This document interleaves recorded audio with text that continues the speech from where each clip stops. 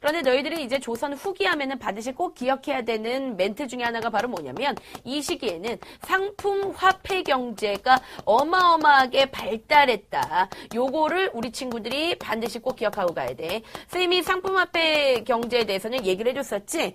이거는 뭐냐면 쉽게 얘기해서 뭐 장사가 발달했다. 또는 이제 뭐 수공업이 발달했다. 이런 거 갖다가 우리가 상품 화폐 경제가 발달했다. 이렇게 얘기하는 거야. 그러니까 쉽게 얘기해서 우리가 이제 시장에 갔는데 옛날에는 시장이 겁나 허접했어요. 그런데 이제 어느 순간에 가보니까 사람들이 북적북적되기 시작했다는 거야. 그러면서 열나 장사하기 시작했다는 거지. 그런 거 갖다가 우리가 상품화폐 경제가 발달했다. 그렇게 얘기하는 거야. 그러면 도대체 조선 후기에 왜 그렇게 상품화폐 경제가 발달했는지 여러 가지 부분에서 지금부터 알아보고 가도록 하겠습니다.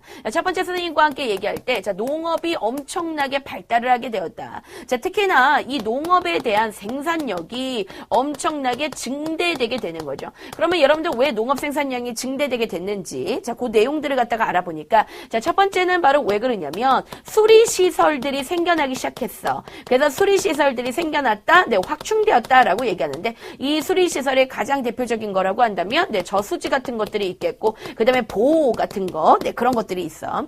자, 일단 우리가 농사를 짓기 위해서 기본적으로 뭐가 필요하니? 네, 물이 필요하죠. 자, 그렇기 때문에 이 저수지나 보는 바로 뭐냐면 이 물을 머금고 있는, 물을 저장하고 있는 곳이라고 생각하면 돼. 그러니까 이런 것들을 많이 만들었기 때문에 당연히 농사 짓기에 굉장히 편리할 수밖에 없었고, 그 다음에 정부가 지시를 했었기 때문에 그 당시에 토지를 개간하고 있었어요. 자, 여러분들 개간이라는 것이 바로 뭘까? 예를 들면 토지 중에서 겁나 허접 쓰레기, 네, 아주 거지 같은 땅이 있었어. 뭐 예를 들면은 뭐 땅이 다 똥팥이 아니라 똥판이다. 또는 이제 그 땅을 갖다 봤더니 이 땅에 돌들이 엄청나게 박힌 거야. 그러면 그런 땅에서 농사를 지을 수 없잖아. 그러면 거기에 있는 돌들을 다 뽑아내고 그 다음에 거기를 좋은 땅으로 만들어야 되겠죠. 그래서 이렇게 토지를 개간하는 그런 모습들이 나타나기 시작했고, 그리고 그뿐만 아니라 이제 그때 당시에 이제 시비법 같은 것들이 막 개량되기 시작해. 그래서 이 시비법이라는 것은 뭐냐면 여러분들 겁나 네, 그쵸. 시비 걸 때 그 시비가 아닙니다. 여기서 얘기는 시비라는 건 바로 비료예요. 그러니까 여러분들 비료를 잘 줘야 되겠죠. 가장 좋은 비료는 너네들이 다 가지고 있지? 네, 응가라고. 그쵸? 그러니까 그런 것들을 갖다 사람의 똥이라든가 이런 것들을 주는 그런 비료 방법, 그런 방법이 굉장히 개량, 아주 좋은 쪽으로 발전되고 있었기 때문에 농업 생산량이 기본적으로 증대됐어. 그 다음에 이제 그 당시에 발달된 그 농업이라고 얘기한다면, 자, 상품작물이라는 게 있어요. 자, 여러분들 상품작물이 아주 다양하게 재배되었고, 이 상품작물의 재배가 증가하기 시작했다는 거. 여러분들 이 내용은 네, 시험 문제 굉장히 잘 나오는 내용이기 때문에 반드시 꼭 기억하고 가야 돼.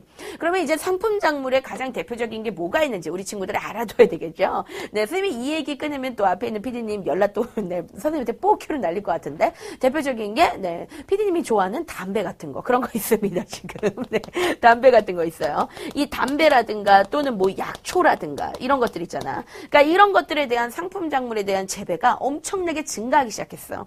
그런데 이런 여러 가지 생산력이 증대됐는데 특히 증대된 작물이 있습니다. 자, 그것이 시험 문제 굉장히 잘 나오니까 반드시 꼭 기억하고 가야 되는데 걔가 바로 누구냐면 쌀이야. 뭐라고? 네, 앞에 있는 이거를 보세요. 네, 이거 뭐죠? 네, 쌀. 네, 살 말고 쌀. 자, 그럼 지금부터 이제 선생님이 쌀에 대해서 설명해 줄 건데, 자, 쌀에 대해서 그 생산량이 엄청나게 증대되게 되었어. 자, 왜 그러냐면 쌀을 생산할 수 있는 획기적인 방법이 개발됐기 때문에 그래. 자, 그걸 갖다가 우리가 뭐라 그래? 네, 모내기법이다라고 얘기하는 거지. 자, 그런데 모내기법 같은 경우에는 자, 객관식 1타면서 주관식 1타, 서술형 1타. 알았어? 이거는 시험 문제 무조건 100% 출제입니다. 알았죠? 이건 시험 문제 무조건 나와요. 이게 만약에 시험 문제 나오지 않는다면 네, 선생님이 겨드랑이 털을 다 이렇게 잘라가지고 그걸로 네, 스웨터를 만들어서 선생님이 입고 다닐게요. 그러니까 겨털 스웨터. 그거를 입고 다닐 정도로 시험 문제 100% 출제니까 반드시 꼭 기억하고 가도록 한다. 자, 이 모내기법이라는 것은 무엇이냐면, 자, 그전에는 예를 들어서 이제 쌀을 재배할 때 쌀 씨가 있어요. 쌀 씨를 갖다가 우리 뭐라 그럴까요? 벽씨라고 한다. 그래서 벽씨가 있는데 이 벽씨를 갖다가 땅을 이렇게 삽질해서 조금 땅을 파. 그런 다음에 벽씨를 딱딱딱 뿌리고 다녀요. 자, 그러면 어떤 일이 벌어지냐면 이 씨앗을 100개를 뿌렸어. 그러면 여기 중에서 실제 쌀로 열리는 건 한 몇 개 정도가 되냐면 한 10개 정도밖에 못 열려. 왜냐면 너희들 한번 생각해봐.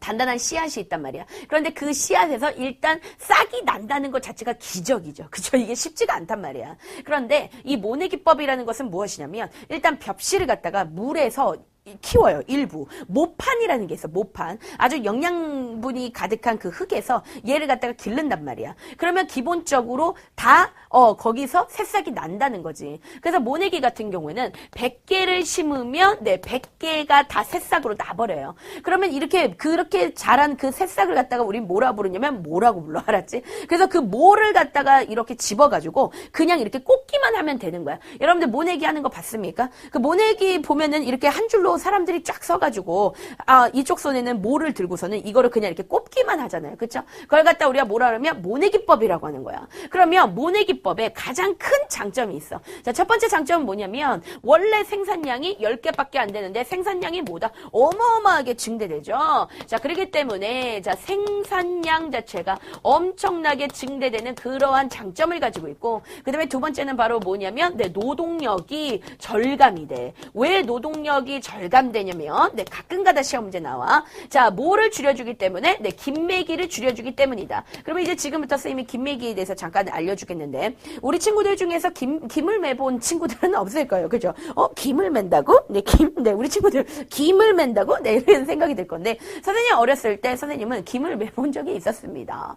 뭐 그렇다고 해서 선생님이 시골 앞에 있는 피디님처럼 시골에서 자란 건 아니고요. 선생님은 어쨌든 김을 매본 적이 있어요. 자, 이 김이라는 것은 뭐냐면, 자, 농작물을 내가 심어놨단 말이야. 뭐, 예를 들어, 선생님이 좋아하는 당근을 심었다라고 해보자. 그러면은, 당근을 이제 심었으면, 그 주변에 이제 나는 것들이 있어. 그걸 갖다 우리가 뭐라 그래? 잡초라 그러지. 근데 그 잡초를 다 잘라줘야 돼요. 그래야지만 이 당근이 잘 자랄 수가 있다는 거야. 그러니까 그 잡초를 뽑아주는 그런 활동을 갖다 우리가 뭐라 그래? 김매기라고 하는 거야. 그런데 일단 모내기 같은 경우는 씨앗을 뿌린 게 아니라, 정말 모만 골라가지고, 모만 거기다 딱딱딱 꼽았기 때문에 잡초가 자랄까 안 자랄까? 잡초가 자라지 않는다는 거지. 그렇기 때문에 김을 매줄 필요가 있어 없어? 없다는 거야. 그래서 노동력이 절감되는 그런 특징을 가지고 있다는 거야. 자, 그뿐만 아니라 또 뭐가 가능하냐면 바로 이모작이 가능하다는 거죠. 자, 여러분들 이모작입니다. 자, 이모작이 가능하다는 것은 바로 뭐냐면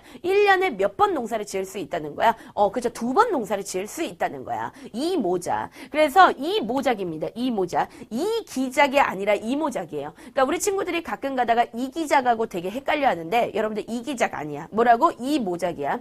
이기작이라는 건 뭐냐면 같은 종을 2번 심는 거야. 예를 들면은 저쪽 베트남 같은 경우에 이기작을 하죠. 쌀 이기작을 합니다. 그러니까 쌀을 농사 짓고 또 한 번 쌀을 농사 짓는다는 거야. 그런데 이모작이라는 건 뭐냐면 이거는 쌀을 2번 농사 짓는다는 게 아니라 쌀을 농사 짓고 난 다음에 가을이 되면 추수를 하지. 그런 다음에 거기다 씨앗을 뿌리기 시작해요. 자, 어떤 씨앗을 뿌릴까요? 요런 씨앗을 뿌립니다. 자, 여러분들 요거 뭐죠? 요렇게 생긴 거. 요거 뭐죠? 조리뽕 아니지. 자, 이거 여러분들 뭡니까? 보리죠. 보리입니다. 보리를 뿌린다는 거예요. 그러니까 쌀을 재배하고 나면 그때 이제 보리를 뿌리면은 겨울철에 보리가 자란다는 거야. 그러면 그거를 봄철에 베가지고 우리가 쏙쏙 또 빼먹을 수가 있다는 거지. 자, 그렇기 때문에 자, 쌀 같은 경우에는 모내기법을 하니까 자, 쌀 농사를 짓고 나서 그 다음에 보리 농사를 다시 한번 짓는 거. 이걸 갖다 우리가 뭐라 그래? 이모작이다. 이것들이 가능하게 되었다는 거 반드시 꼭 기억하고 가야 됩니다. 자, 그런데 이 모내기법은요. 자, 시험 문제 나와. 조선 후기에 처음으로 실시했다. 자, 맞을까 틀릴까? 무조건 틀린 거야. 알았어? 자, 이미 언제부터 시작을 했냐면 조선 전기에 실시를 했어. 그런데 어디에서만 실시했다? 일부 남부 지방에서만 실시를 했었어. 자, 그런데 그러다가 이제 조선 후기죠. 지금 우리가 공부하고 있는 게 조선 후기지. 조선 후기가 되면은 전국적으로 퍼지게 되었다. 자, 여러분들 요 내용이 시험 문제 잘 나오니까 반드시 기억해야 돼. 이거는 무슨 말인가 하면은 원래 이 모내기법이라는 건 너희들이 딱 들어봐도 좋은 제도야 아니면 나쁜 제도야. 굉장히 좋은 제도지. 그치? 그러니까 원래 10개밖에 안 나오는데 100개나 튀어나온다는 건 얼마나 울트라 캡숑 좋은 거냐. 그치? 겁나 좋은 거란 말이야. 그러나 기본적으로 정부는 반대했어요. 알았죠? 왜 그러냐면 모내기법의 가장 큰 단점이 있어. 이거는 비가 내려야 돼. 그러니까 이 씨앗은 비가 내리든지 안 내리든지 얘는 10개는 나와요. 기본적으로. 얘는 좀 안전한 게 있어. 그런데 그에 비해서 이 모 같은 경우는 경우에는 모 자체가 약하단 말이야. 그러니까 비가 안 내리면 얘들은 선생님 손목처럼 말라요. 알았죠? 그러니까 얘들은 마릅니다. 그러니까 말라서 아예 10개도 안 나올 수 있어. 그러니까 아예 100개가 아예 안 나올 수 있어요. 그러면 빵개가 나올 수도 있어요. 그러니까 마르면 빵개가 나오는 거야. 그러면 정부 입장에서는 세금 걷기가 조금 불편해지는 거야. 그렇기 때문에 안전하게 그냥 너네들은 모내기법 하지 말고 그냥 이런 형식으로 해라 라고 그렇게 얘기했던 거죠. 그러니까 여러분들 모내기법은 정부에서 뭐 했다? 반대했다는 거야. 그렇기 때문에 워낙 토지가 좋은 남부지방, 일부 남부지방에서만 모내기가 가능했다는 거야. 그러나 조선 후기가 되면은 보면 알겠지만 농업기술이 엄청나게 발달하지? 자, 그러다 보니까 전국적으로 실시됐다는 거야. 그런데 여기서 잠깐, 자, 조선 후기에 그러면 정부가 모내기법을 하라고 더 권면해 주었다. 더 용기를 주었다. 자, 맞을까요? 틀릴까요? 여러분들 이건 틀린 겁니다. 자, 정부 같은 경우에는 조선 전기에도 반대했고 그 다음에 조선 후기에도 역시 반대했어요. 그냥 이거는 몰래 누가 한 거야. 그치? 농민들이 그냥 한 거다라고 여러분들 그렇게 기억하고 가시면 됩니다. 자, 조선 전기에는 일부 남부지방만, 그런데 조선 후기가 되면서 전국적으로 모내기법이 퍼졌다. 그래서 여러분들 모내기법의 결과 어떤 일이 벌어지게 되냐면, 자, 농민 중에서도 분홍이 생겨나기 시작했어요. 왜 그러냐면 너희도 한번 생각해보자. 자, 일반적인 농민이 있어. 그런데 이 농민 같은 경우에는 쌀을 농사지어서 10가마를 생산을 했다라고 해볼게. 똑같은 땅에서. 그런데 그에 비해서 만약에 모내기법을 한 농민이 있다면 이 사람은 쌀을 몇 가마를 만들어내는 거냐면 100가마를 만들어내게 되는 거야. 그러면 확실히 어떤 사람이 생기는 거야? 부자 농민이 생겨나기 시작하는 거지. 그 다음에 이 부자 농민은 아무래도 얘가 쌀을 많이 생산했기 때문에 그 쌀로 농경지를 더 늘리겠죠. 당연히 땅을 늘리겠지. 그러다 보니까 이 농민은 계속해서 땅을 늘리고 하다 보니까 얘가 바로 뭐가 되는 거야? 네, 삼성 이건희급이 되는 거야. 그러니까 엄청나게 얘가 부자가 되는 거예요. 그러니까 농민 중에서 누가 생기기 시작했느냐? 분홍이 생기기 시작했어. 그래서 이 분홍은 뭐를 했느냐? 왜 분홍이 됐냐면 모내기법을 통해서 뭐 했기 때문에? 네, 광작을 했기 때문이다. 자, 그런데 광작이라는 표현을 반드시 기억해 주세요. 광작할 때 광자는 뭐냐면 네, 그렇죠. 미칠 광이 아니라 여기서 얘기하는 광이라는 것은 넓을 광자야. 그러니까 넓게 농사를 지었다. 이렇게 기억을 하고 가면 되겠고, 그 다음에 분홍이 생겼던 이유는 바로 왜 그러냐면 상품화폐가 아니라 자, 상품 작물을 아주 열심히 재배하게 되면서 자, 분홍이 생겨나게 되었다는 거야. 그치? 그래서 여러분들 상품 작물이라는 말 자체가 상품이 된다는 거야. 그러니까 팔았을 때 상품이 된다? 이건 다른 말로 무슨 말일까요? 네, 돈이 된다는 얘기죠. 대표적으로 여러분들 담배값이 인상됐잖아요. 그러니까 2,500원에서 지금 한 4,500원 정도로 오른다고 하는데, 선생님 개인적으로, 예, 한 1,000만 원으로 올려야 된다고 생각해. 알았지? 그래서 담배 필 때마다 이렇게 달달달 이렇게 떨면서 이렇게 피게 나는 아예 한 1,000만 원으로 산삼 같은 거 집어넣고, 그 다음에 비아그라 같은 거 엄청 집어넣어가지고, 그래서, 담배 가격을 올려서 아예 그냥 담배 못 피게. 저는 그렇게 만들어야 된다고 생각해요. 그래서, 자, 상품 작물을 재배한다. 자, 그래서 이 두 가지 요인 때문에. 자, 시험 문제 1타야. 자, 모내기법을 통해서 누가 생겨났다? 분홍이 생겼던 거야. 그러면 여러분들 한번 생각해 보십시오. 부자는 계속해서 부자가 돼요. 근데 얘네가 부자가 되는 이유는 왜 그러냐면 땅을 사기 때문이야. 그럼 반대로 땅을 팔아야 되는 사람들이 나타난다는 거죠. 그러면 그런 사람들은 뭐야? 더더욱더 가난해진다는 거지. 그래서 누가 생긴다? 그지가 생긴다라고 그렇게 얘기하지 말고, 자, 누가 생겼다? 그렇지. 빈농이 빈농이라 그래. 그러니까 가난한 애들이 생겨난다는 거지. 이 가난한 애들을 갖다가 우린 뭐라고 부를 거냐면 임노동자라고 그렇게 얘기해. 임노동자라는 건 무슨 뜻이냐면 임금 노동자. 그러니까 자기 땅 없이 남의 땅에서 일해주고 그 다음에 네, 그쵸, 이렇게 돈을 받는 애들. 그러니까 임금 노동자라고 그렇게 얘기하죠. 그리고 다른 말로 우리는 두 글자로 뭐라고도 부르냐면 머슴이라고 그렇게 얘기하는 거야. 그러니까 머슴들이 엄청나게 생겨났다는 거야. 그런데 대다수가 임노동자로 전락하게 됩니다. 알았죠? 그래서 이런 걸 갖다가 묶어서 우리는 뭐라고 얘기하냐면 원래는 그냥 같은 농민이었어. 그런데 이 농민 간에도 뭐가 생긴 거야? 부자와 가난뱅이, 계층이 나뉘어지게 되었다라고 그렇게 얘기하죠. 그래서 농민층의 계층 분화가 발생했다. 발달했다. 여러분들 요 내용이 시험 문제 1타니까 반드시 꼭 기억하고 지나가 줘야 되겠습니다. 자, 그러면 이번에는 이제 선생님과 함께 뭐에 대해서 알아볼 거냐면, 자, 수공업이 엄청나게 발달했어. 자, 여러분들 수공업이라는 것은 바로 뭘까? 자, 수라는 것은 바로 예전 내 손입니다. 자, 여러분들 손으로 만들어내는 그런 공업을 갖다가 우리는 수공업이라고 하죠. 그 예를 들면은 이제 우리가 뭐 시골에 가가지고 볏짚을 막 이렇게 꼬아가지고 네, 그걸로 뭐 집신을 만든다든가 그런 것들이 바로 뭐냐면 수공업인데, 원래 조선 전기에도 역시 수공업이 있었어. 그런데 이때는 무슨 수공업이냐면 관영 수공업이야. 그래서 관영 수공업이라는 건 뭐냐면 국가에서 수공업을 한다는 거죠. 그러니까 국가에 그 관청이 있단 말이야. 그러면 관청이라고 한다면 오늘날로 따지면 이제 시청 같은 거지. 그러니까 그런 데에 수공업자들이 출근을 합니다. 그러니까 손기술이 좋은 사람들이 거기에 출근해요. 그런 다음에 거기서 이제 국가에서 바라는 거. 예를 들어서 지금 신발 나이키 신발 나이키 운동화 한 100켤레를 만들어라. 그러면 겁나게 만드는 거야. 조금 만드는 거야. 알았지? 그래서 이렇게 관영, 국가가 운영하는 수공업이다. 그래서 우리가 관영 수공업이다. 그렇게 얘기를 해. 그러나 조선 후기가 되면 더 이상 국가가 만들어내지 못해요. 그럼 더 이상 국가가 만들어내지 않는다는 것은 무엇이냐면 상품 화폐 경제가 너무 발달해 버렸어. 그러니까 여기저기서 사람들이 물건을 원해. 아, 나 이거 사고 싶다. 나 이거 갖고 싶어. 이러기 때문에 국가에서 만드는 것만으로 된다는 거야? 안 된다는 거야? 안 되는 거야. 자, 그러니까 어떻게 하냐면 국가가 놔버리고 니네가 알아서 해. 그렇게 얘기하는 거야. 그래서 관영수공업은 점차 쇠퇴하기 시작하고, 자, 여러분들 요 내용이 시험 문제 1타니까 반드시 꼭 기억하고 하는데 은근히 잘 나와. 자, 민영수공업이 엄청나게 발달하게 된다는 사실을 꼭 기억하고 가야 돼. 그러니까 민영수공업이라는 것은 그냥 민간인들이 만들어내기 시작했다는 거야. 그래서 이렇게 물건을 잘 만드는 사람을 갖다가 우리가 뭐라고 부르죠? 장인이다. 그렇게 부르잖아요. 장인.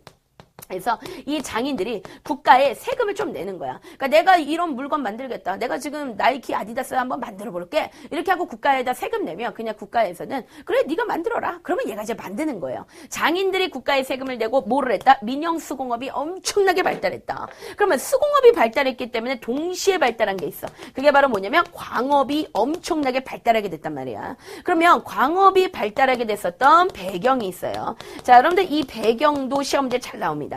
자, 첫 번째 배경은 바로 왜 그러냐면 수공업이 발달했기 때문에 그런 거야. 그러면 수공업이 발달하게 되면 자, 수공업 할 때 들어가는 재료들이 있을 거 아니야. 예를 들면 여자들이 다 이제 비녀에 미친 거예요. 비녀에. 이 머리에 꼽는 비녀에 미쳤어요. 그래가지고 너도 나도 나 이 비녀 사고 싶어. 나도 이 비녀 사고 싶어. 이거를 천송이가 꽂고 나왔대. 나 이거 사고 싶어. 막 그러면서 이제 여자들이 만약에 비녀에 미쳤다.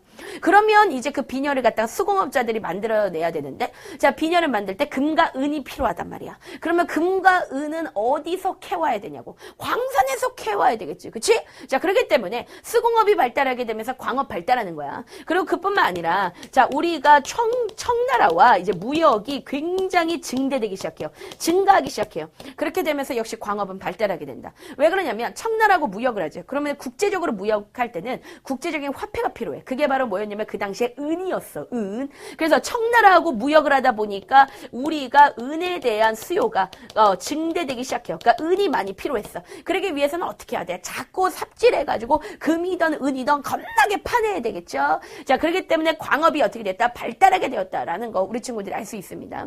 자, 그러면요 이제 광업이 어떤 식으로 발달했는지 보자.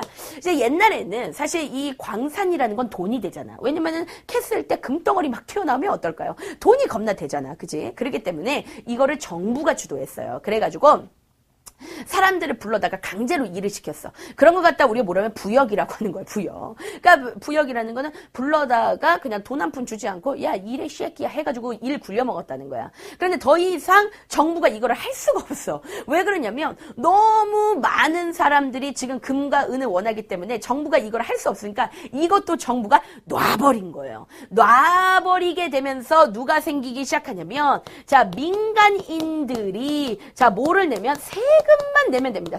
세금만 내면 광산을 허용하는 거예요. 광산을 채굴할 수 있는 거예요. 그런데 여러분들 이 민간인들이 채굴한다면 대부분 농민들이 채굴하진 않을 거 아니야. 그러니까 민간인들이 광산을 경영하는 거야. 근데 이거를 경영하려면 기본적으로 이 민간인들이 돈이 좀 있어야 될 거 아니야. 그러면 여러분들 누가 할까? 양반들이 이 광산을 경영하거나 뭐 이런 식으로 하겠죠. 근데 여러분들 양반놈들이라는 게 태어나가지고 그냥 글 공부만 조금 했지 얘들이 이렇게 손가락 까딱하는 애들이 아니잖아. 그러다 보니까 광산을 전문적으로 경영해 줄 수 있는 전문가가 나타나기 시작했어. 그래서 전문 경영인이야. 그래서 전문 경영인이 나타났는데 이 전문 경영인을 갖다가 우리는 뭐라고 부르냐면 네, 선생님을 잘 보세요. 선생님 잘 보면 이제 선생님이 네, 그쵸. 좀 약간 이렇게 좀 벌어졌지. 뭐라고? 네.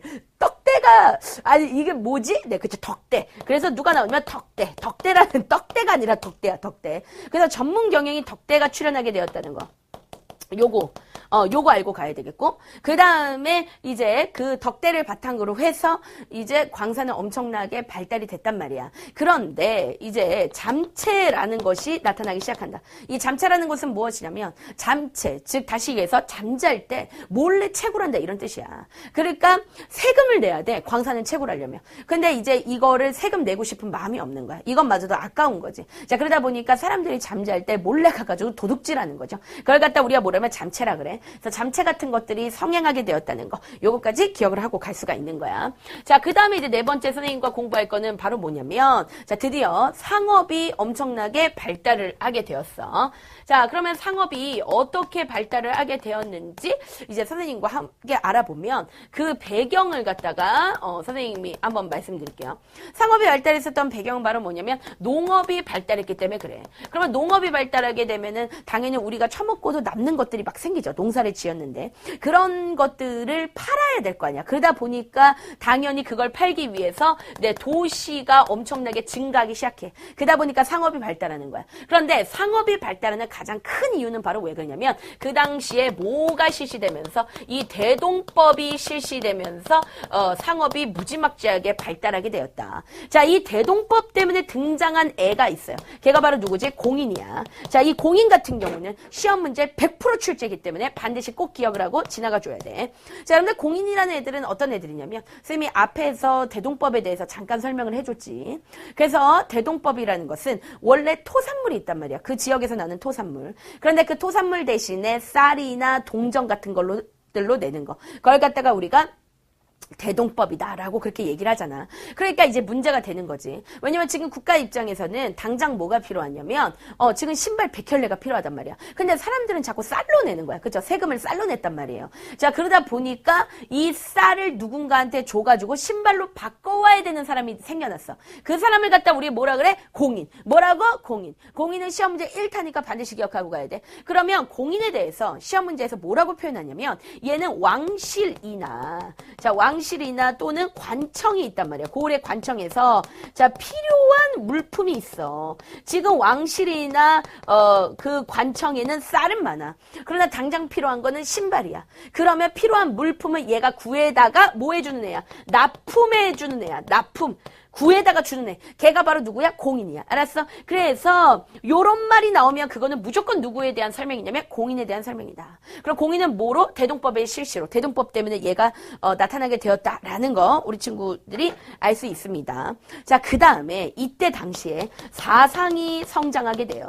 그래서 이 사상이라는 것은 너희들 그 전에 선생님이 난전에 대해서 얘기를 해줬어. 난전이라고 해가지고 난자가 이제 할머니들을 얘기한다 그랬죠. 여자들을 얘기한다 그랬지. 그래서 여자들이 이제 대충 물건 조금 이제 펴놓은 다음에 뭐 요거 좀 사세요 하는 이제 그런 할머니들 많이 봤을 거야. 그러니까 사실은 가난한 상인들이라고 생각하면 되지. 그런데 이 난전의 다른 이름이 뭐냐면 사상이라는 거야. 그런데 이 사상이 나중에 뭐로 성장하냐면 도고로 성장해. 근데 이 도고라는 건 뭐냐면 독점적 도매상인이란 뜻이에요. 그러면 독점적 도매상인이라는 건 도매라는 건 일단 큰 상인이라는 거야. 즉 다시 얘기해서 얘네가 삼성 LG, 우리나라의 삼성 LG처럼 크게 성장해. 그게 바로 5년 사상이야. 그러니까 여러분들 이해할 수가 없지. 난전이 어떻게 그렇게 오늘날의 삼성이나 LG처럼 성장할 수 있느냐. 그러니까 여러분들도 꿈을 가져. 알았지? 그러니까 성장했다는 거야. 저 어떻게 성장했느냐. 자, 이 사상이 성장하게 되었던 배경이 무엇이냐. 자, 여러분들 요거 시험제 잘 나옵니다. 그거는 금난 정권이 뭐됐다. 폐지됐기 때문이다. 이렇게 표현한다. 요거를 다른 말로 얘기한다면 뭐라고 얘기할 수 있냐면 자, 통공정책을 실시했기 때문이다 라고 그렇게 얘기하는 거지. 그러니까 난전에 대해서 금지하고 있어서 난전들이 장사하는 거 안 됐어. 그런데 그 난전에 대해서 장사하는 거 안 되는 걸 아예 폐지해서 금난 정권을 폐지하게 되면서 이 난전들이 엄청나게 성장하게 된 거야. 그래서 나중에는 아예 뭐가 도고까지 성장한다는 거죠. 도고까지 발전한다는 거야. 도고까지 된다. 그러면 대표적인 사상 선생님이 얘기해 줄게. 대표적인 게 누가 있냐면 송상이 있어. 그 다음에 두 번째가 누가 있냐면 만상이 있고, 그 다음에 세 번째가 누구냐면 내상이 있어. 내상. 그 다음에 누가 있냐면 경강상인이 있어. 그래서 각각의 애들, 얘네 4개의 사상들은 시험제 1타니까 반드시 기억하고 가야 돼. 일단 여러분들 송상이라는 애들은 개성을 중심으로 해서 움직였어요. 근데 여러분들 개성하면 뭘로 유명하지? 네. 개성하면 뭘로 유명하죠? 피디님, 개성하면 뭘로 유명해? 만두요! 네, 만두. 네, 그럴 줄 알았어요. 네, 네. 저럴 줄 알았어요. 그래도 담배라고 안 하네? 네, 그래서 지금 앞에 있는 피디님. 지금 어제부터 되게 기분 나빠. 내가 그거 가지고 실실 쪼개가지고, 그러니까 담배를 태우지 말아야 돼요. 자, 여러분들 이제 개성입니다. 개성하면은 만두로 유명한 것이 아니라, 자, 여러분들 개성하면 뭘로 유명하냐면 인삼으로 굉장히 유명하지. 그래서 송상은 인삼을 판 거예요, 인삼. 그러니까 이제 처음에 이렇게 쭈그려 앉아가지고 이렇게 인삼을 팔았겠지. 근데 그거를 연락한 거야. 그래서 어떻게 됐을까? 겁나 부자가 된 거야. 알았지? 그래서 인삼을 팔아가지고 부자가 됐다. 특히 이 송상 같은 경우에는 어떤 장사를 했었냐면 이 인삼을 청나라한테 팔았어요. 그러면서 동시에 누구한테 팔았냐면 일본하고 팔았어. 그러면 청나라와 일본 사이에서 뭐 했다? 중간에서 무역하는 거, 중개무역이야. 지금 선생님이 써주는 이 모든 표현들이 시험문제 1타니까 반드시 기억해야 돼. 그러니까 시험 문제 이런 형식으로 나와. 그러니까 지금 너희들이 책이나 그 문제집 같은 거 보면은 되게 길고 자세하게 나왔어. 그거 다 필요 없어요. 시험 문제는 이런 형식으로 딱 나와버립니다. 청과 일본 사이에서 중개무역했다. 그러면 무조건 누군가야? 송상이야. 알았지? 그 다음에 너희들 이제 만상이 나오는데 이 만상은 의주에서 활동했던 애들이에요. 의주. 그러니까 우리가 한번 그림을 그려본다면 의주니까 여기죠. 그쵸? 그러면 여기서 무역한다면 누구하고 무역하겠니? 청나라하고 무역하는 거지. 그래서 얘는 청나라와 아주 열심히 무역했습니다. 자, 그 다음에 여러분들 내상은 어디에 있었냐면 동래에 있어서 동래. 이 동래 같은 경우에는 부산 살고 있는 친구들은 다 알고 있죠. 부산이에요. 부산. 그러면 얘는 누구랑 무역했겠니? 니폰이랑 무역했겠죠. 자, 그랬기 때문에 얘는 일본이랑 무역했구나. 요거 알 수 있지. 그 다음에 여러분들 경강상인인데 이 경강상인 같은 경우에는 강을 이용하는 거지. 그러니까 배 타고 다니는 애들이야. 그래서 얘네들 갖다 얘기할 때 우리가 선상. 그러니까 배를 타고 다니기 때문에 선상이다. 우리가 그렇게 얘기를 해. 근데 얘네는 주로 뭐를 하냐면 한강에서 배 타고 다니면서 거의 운송업을 많이 해요. 운송업. 그러니까 물건을 실어다주는 운송업을 많이 해요. 그러니까 택배 같은 애들이라고 생각하면 되는 거야. 그러면 여러분 있잖아. 송상, 만상, 내상, 경강상인. 얘네들의 특징은 시험 문제 1타니까 반드시 꼭 기억을 하고 가야 돼. 자, 그러다 보니 자, 뭐가 엄청나게 발달을 하게 되냐면 자, 포구가 엄청나게 성장을 하게 된다. 아무래도 여러분들 배를 타고서는 물건을 많이 판단 말이야. 그렇기 때문에 이 배들이 모이는 곳을 뭐라 그래? 포구라 그러지? 그래서 이 포구가 엄청나게 성장을 하게 되는 거야. 그래서 이 포구를 중심으로 해가지고 이제 누가 생기기 시작하냐면 객주라는 애들이 생겨나기 시작해요. 자, 여러분들 이 객주가 시험제 굉장히 잘 나옵니다. 이 객주는 그 당시에 돈을 되게 많이 벌었던 애들이야. 자, 왜 많이 벌었을까? 네, 얘네는 포잡을티입니다. 그러니까 아주 다양한 일을 하기 때문이야. 자, 일단 얘네들은 주막 같은 걸 운영해요. 그래서 숙박을 해. 그 다음에 얘네가 중간에서 물건을 배달해주는 역할도 하고 있어. 그래서 이런 걸 갖다 우리 뭐라 하면 운송을 해주는 그런 역할을 또 해주고 있고. 그 다음에 만약에 예를 들어 들어서 장사를 하다 보면은 믿지거나 돈이 없는 사람들이 있어요. 그러면 얘네가 돈을 또 빌려줘요. 은행이야. 그러니까 얘네들이 네, 금융업 이런 것들을 해주고 있었어. 그래서 너희들 그리고 또 얘네가 물건을 또 내가 대신 팔아줄게 하면서 팔아주기도 해요. 그래서 매매하는 그런 역할까지 해. 그게 바로 뭐냐면 객주야. 그래서 객주가 이런 역할을 해주고 있었다는 거 기억을 하고 가야 되겠고, 그 다음에 이제 그 당시에 자 장씨가 엄청나게 성장해. 자, 그런데 장씨라는 게 뭘까? 네, 헷갈려하지 말고 장씨를 거꾸로 해봐. 시장, 네, 시장이지. 겁나 이거는 시장이다. 이렇게 생각하면 돼. 그래서 시장이 엄청나게 성장하게 되는데, 원래 여러분들 시장이 5일에 한 번씩 열리든지 3일에 한 번씩 열리기 시작했는데, 자, 이때가 되면은 아예 상설 시장이 나타나. 그러니까 항상 열리는 시장들이 생겨나기 시작했고, 자, 그리고 그뿐만 아니라 또 이 시장이 전국적으로 유통이 돼요. 자, 왜 그러냐면 누가 생겼기 때문에 보부상이라는 애들이 생기기 시작했어. 그래서 이 보부상은 뒤에다가 개나리 보찜 같은 걸 맵니다. 그래서 이렇게 보찜을 메고서는 이거를 들고 다니면서 사람들 찾아다니면서 이제 판다는 거야. 대표적으로 화장품 같은 거지. 그래서 동동구리모 여러분들 들어봤을지 모르는데, 그 동동구리모는 우리가 지금 같은 경우 화장품을 가서 사잖아요. 그죠? 매장 가서 사죠. 그러나 이 당시에는 화장품을 이렇게 갖고 다녀요. 그래서 동동구리모 사시오 하면서 막 이제 이거를 막 이렇게 사람들한테 팔러 다니는 거야. 이런 애들을 갖다 우리가 보부상이라고 그래. 근데 이 보부상은 전국 시장을 다 다니면서 얘네가 여기서도 팔고 저기서도 팔면서 전국에 있는 시장을 연결해주는 네트워크 역할을 한 거야. 그래서 전국에 있는 장씨를 자 연결하는 뭐다? 유통망을 형성했다 하면은 무조건 누구다? 보부상이다 라고 우리 친구들이 반드시 꼭 기억을 하고 가면 되는 겁니다. 자, 그래서 이 장씨가 자 전국적으로 생겨나게 되었다. 요거 알 수가 있는 거야.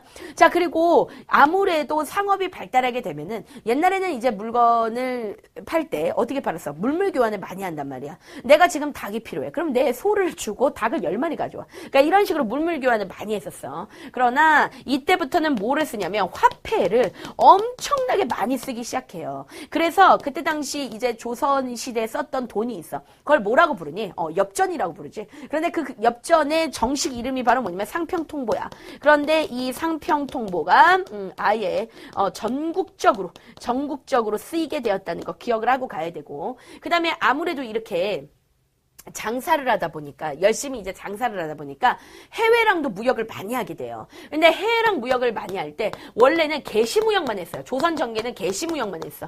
그런데 이제 조선 후기가 되면 개시무역도 활발해지지만 후시무역도 엄청나게 활발해진다. 그래서 시험 문제 뭐라고 잘 나오냐면 조선 후기가 되면 개시무역은 쇠퇴하고 후시무역만 발달한다라고 나와. 그럼 맞을까 틀릴까? 무조건 틀리는 거야.